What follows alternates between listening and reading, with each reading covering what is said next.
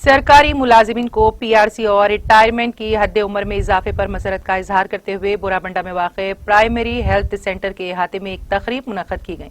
इस मौके पर साबिक़ डिप्टी मेयर बाबा फसीउद्दीन ने वज़ीर आला के चंद्रशेखर राव की तस्वीर को दूध से नहलाया। इस मौके पर प्राइमरी हेल्थ सेंटर के मुलाजिमीन, डॉक्टर्स, आशा वर्कर्स, आंगनवाड़ी वर्कर्स, असातिज़ा के अलावा दीगर सरकारी मुलाजिमीन की कसीर तादाद ने शिरकत की। इस मौके पर तमाम सरकारी मुलाजिमीन ने वज़ीर आला के चंद्रशेखर राव से इजहार तशक्कुर भी किया।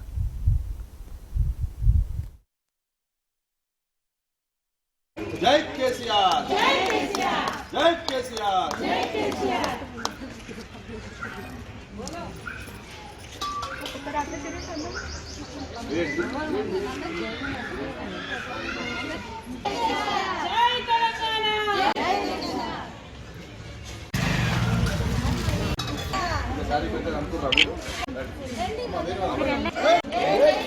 तेलंगाना, जय तेलंगाना, जय तेलंगाना, जय तेलंगाना, जय बाबा।